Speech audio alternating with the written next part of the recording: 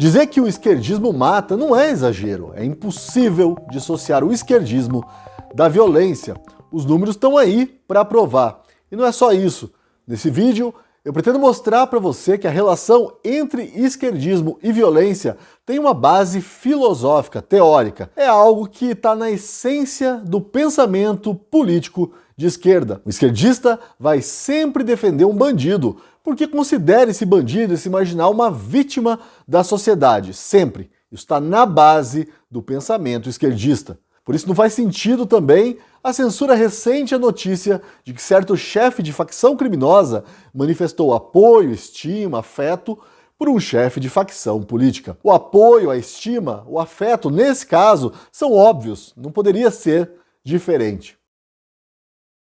Apesar de a imprensa militante querer mostrar um Brasil sempre rumo ao abismo, pelo menos no que diz respeito à violência, os números do governo Jair Bolsonaro são muito bons, são muito auspiciosos mesmo. De acordo com o IPEA, o Instituto de Pesquisas Econômicas Aplicadas, os índices de violência no Brasil hoje são os menores da série histórica. No governo Lula, por exemplo, o Brasil atingiu a marca de 53 mil mortes violentas por ano. Na época, a imprensa se escandalizou. Eu me lembro até de um jornalista, na época antipetista e hoje tomado pelo antibolsonarismo psicótico e convertido até ao lulismo, dizendo que esse número era maior do que o de soldados norte-americanos mortos em combate durante toda a Guerra do Vietnã.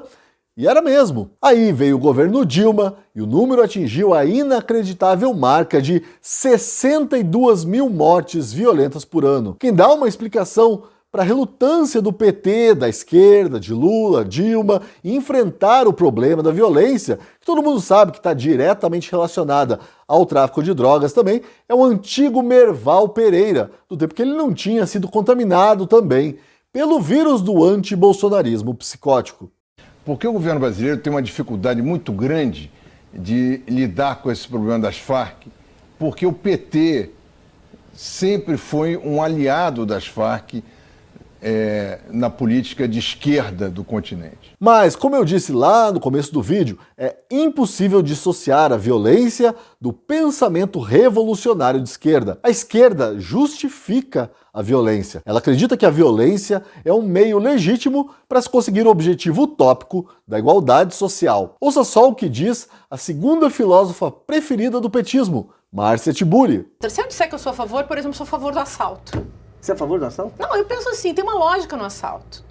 Uma lógica no assalto. Eu não tenho uma coisa que eu preciso, eu fui contaminado pelo capitalismo. Para você que está aí se perguntando por que eu disse que a Márcia Tiburi é a segunda filósofa preferida do petismo, é porque a primeira é a Marilena Chaui, aquela mesmo que disse odiar a classe média. Classe média, que você sabe, é uma das maiores vítimas dessa violência que para a esquerda tem uma lógica baseada na tal da desigualdade social. Pesquisadores sérios correm para refutar essa tese mentirosa e onipresente de que a violência no Brasil é assim uma espécie de efeito Robin Hood. Não, a pobreza não é a causa da violência, tampouco é a pobreza que justifica a violência. Como explica o repórter Luan Esperandio nessa matéria para a Gazeta do Povo, o bandido, que não é bobo nem nada, faz sempre um cálculo da relação custo-benefício. Será que vale a pena assaltar? E por causa dessas políticas de esquerda, historicamente lenientes com a bandidagem, ele acaba chegando à conclusão fatídica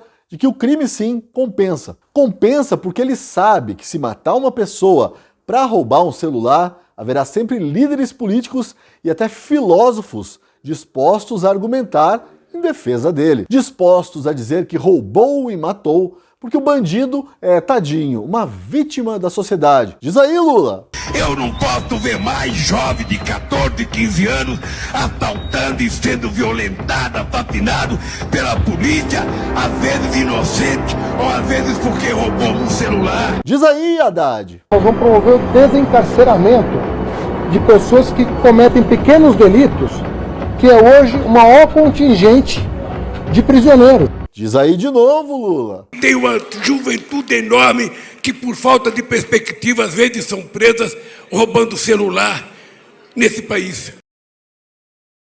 É justamente a inversão da lógica esquerdista, da lógica do PT, PSOL e PCB, que venham marginar o bandido como uma vítima da sociedade capitalista opressora, o que explica a diminuição nos índices de violência nos últimos anos. Lembra do cálculo de custo-benefício que eu mencionei agora há pouco? Bom, sob um governo esquerdista que é conivente com a violência porque considera o assalto uma maneira legítima de se fazer justiça social, mesmo que esse assalto aí acabe resultando na morte de um inocente, o bandido tem certeza da impunidade. Não à toa você acabou de ouvir aí o Fernando Haddad falando em desencarceramento, em soltar bandidos, e Lula atacando a polícia. No governo que preze pela ordem, que respeita a propriedade, que reconhece a imoralidade inegável do assalto e que abomina o assassinato, enfim, num governo que promove a repressão justa ao crime, esse cálculo muda completamente. E até o mais estúpido dos bandidos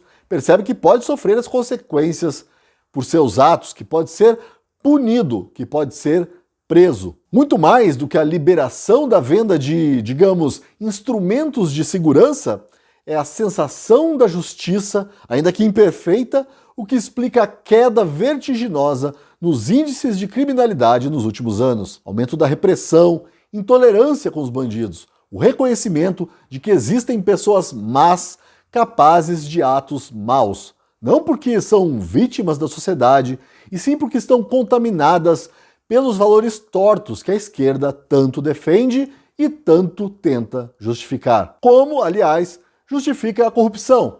Mas isso é assunto para outro vídeo.